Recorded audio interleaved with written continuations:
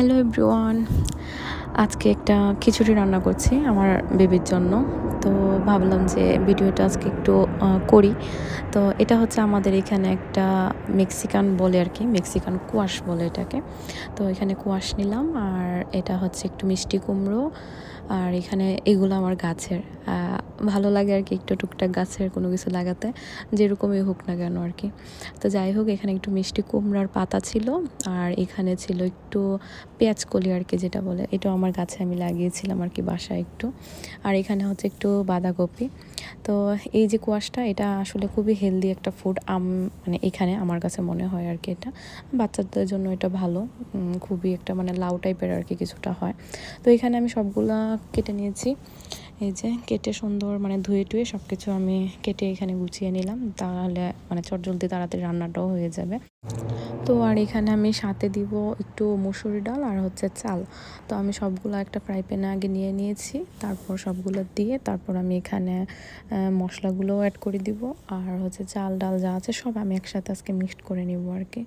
তো এই যে আমি সবগুলো দেওয়ার পরে চাল ডালটাও দিয়ে দিয়েছি, লবণ দিয়েছি এখানে। তো এই যে আমি যেহেতু মশলাটা একটু কম ব্যবহার করি, এখানে একটু হলুদ গুঁড়ো আর হচ্ছে জিরে গুঁড়ো দিয়েছি, আর সামান্য কিছুটা পরিমাণ তেল দিব, আর একটু সামান্য এলাচের গুঁড়ো দিয়েছি। তো এখন আমি ভালোভাবে এটাকে হাতে মেখে নিব। ভালো করে মাখা হয়ে গেছে, তো আমি এখন এটার মধ্যে জল দিয়ে দিব, যতটুকু মানে পরিমাণে আমি নরম রাখতে চাই বা খিচুড়িটা আমি যেমন চাই আর কি। তো সেই পরিমাণে আমি একটু জল দিয়েছি। তো এখন আমি সেটা বসিয়ে দেব, গরম হয়ে যাবে, তারপর ঢেকে দিব কিছুক্ষণের জন্য, তার মাঝে এটা সিদ্ধও হয়ে যাবে ভালোভাবে। তো এই যে আমি ঢেকে দিলাম। তো তার মাঝে একটু যেহেতু গরম হয়ে গেছে, আমি জালটা একদম কমিয়ে এটা আঁচে রেখে দেবো ঢেকে। তো ঘন্টাখানেকের মতো লেগে যায় আসলে সিদ্ধ হতে। তো এই যে মোটামুটি সিদ্ধ হয়ে গেছে। তো আমি একটু চামচের সাহায্যে চাপ দিয়ে দেখছিলাম যে কতটুকু সিদ্ধ হয়েছে, আর লাগবে কিনা বা ঘন হয়ে যাবে কিনা, বা জল আমার কিছুটা আরও অ্যাড করতে হবে কিনা।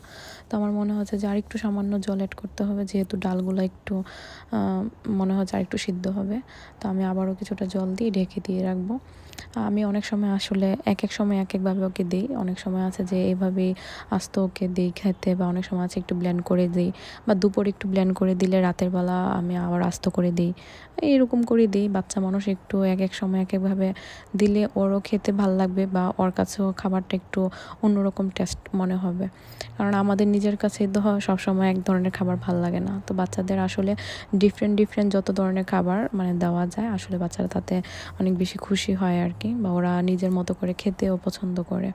তো এই যে আমার মোটামুটি ভালোই এটা হয়ে গেছে। তো আমি আজকে এরকমভাবে নামিয়ে নিব এটা। তো আমি হাফ কিছুটা রেখে দিয়েছি, আর কিছুটা আমি ব্লেন্ড করে নিয়েছি। তো আজকে আমি ওকে একটু ব্লেন্ড করেই খাওয়াবো। তো এই যে ওর জন্য খাবারটা আমি নিয়ে নিলাম আর কি এখানে। তো এই যে ব্লেন্ড করার পর এরকম ঘনটা ছিল।